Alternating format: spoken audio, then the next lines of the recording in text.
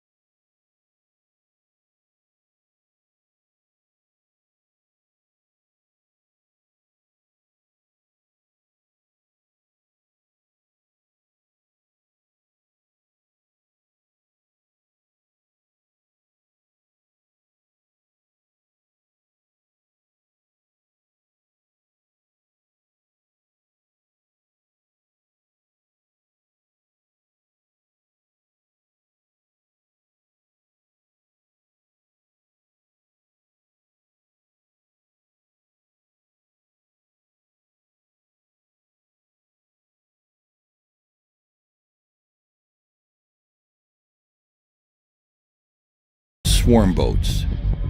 Mission: safe harbor.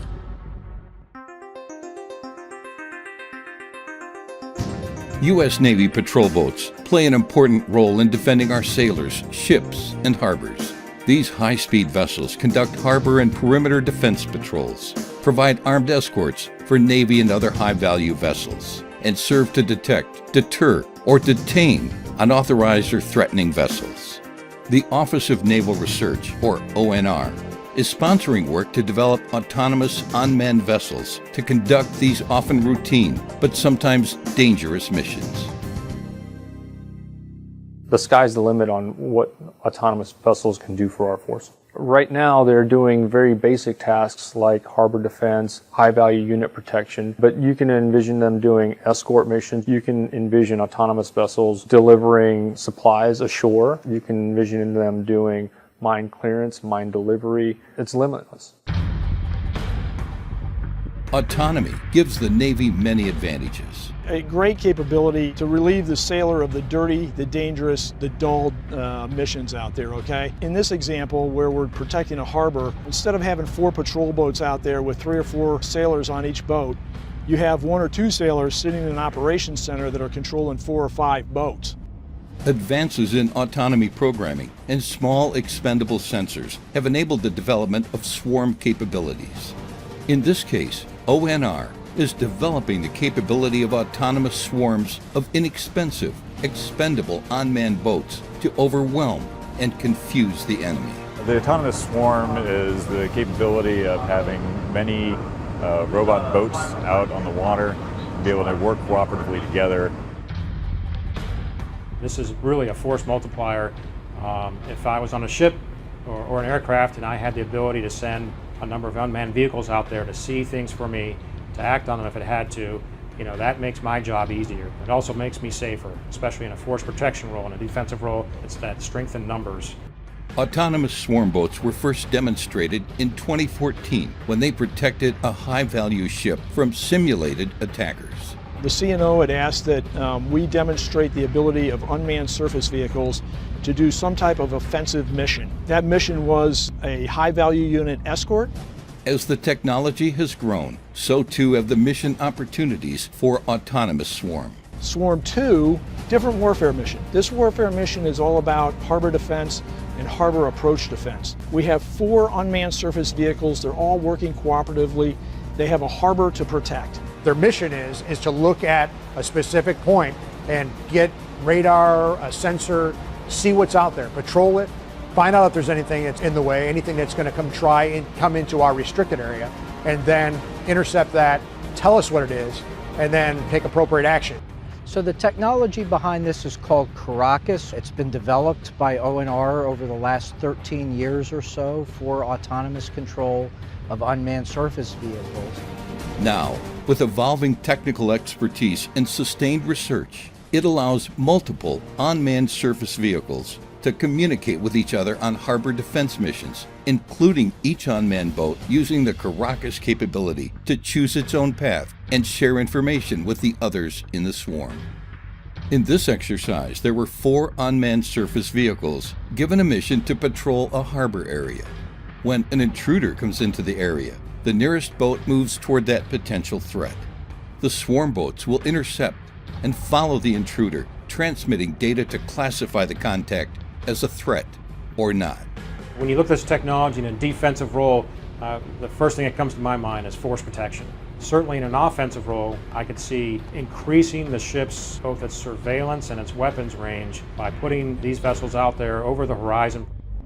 In October of 2000, terrorists on a small boat approached the USS Cole while it was in a harbor in Yemen and detonated a bomb, killing 17 sailors and injuring 39. If you had a couple of these boats that were randomly patrolling around the Cole while she's sitting at anchor being refueled, and you had an intruder come in, somebody in combat could be monitoring the boats, they could be seeing the intruder come in. So ONR has developed 2 key technologies. One is a technology that allows the 4 USVs to share their situational awareness, which is gleaned from radar contact data on each of those boats. And then the second key technology allows for cooperative decision-making across those 4 boats. That cooperative decision making is a high technical degree of difficulty, very challenging technical problem, and it's something that the team has worked together successfully to implement in this Swarm 2 demonstration. I think it's going really great with pretty much all of our runs. We've been able to patrol, classify them correctly, and escort them out of the box as needed. The Swarm experiment is made possible by the collaborative partnerships between industry, Navy research activities, active duty Navy, and contractors. Doing this experiment is a first step in getting out to the Navy in an operational environment, but once you get into the hands of our bright young sailors, they're going to find new ways to make this technology useful. The speed at which we've gone from concept to experiment and now working vehicles on the water patrolling without anybody on board in an autonomous manner, software working stably, has been truly impressive, and that's due to the fact that we have this collaborative team to really move this in the right direction. Autonomous systems exist. You can buy them. You're already seeing autonomous vehicles driving the roads. Very soon you're going to be seeing autonomous ships shipping goods across the oceans. Through this demonstration, we're trying to show the Navy that we have developed a capability. It's viable, it's ready, it's cost efficient, and it's ready for prime time. For further information, contact the Office of Naval Research.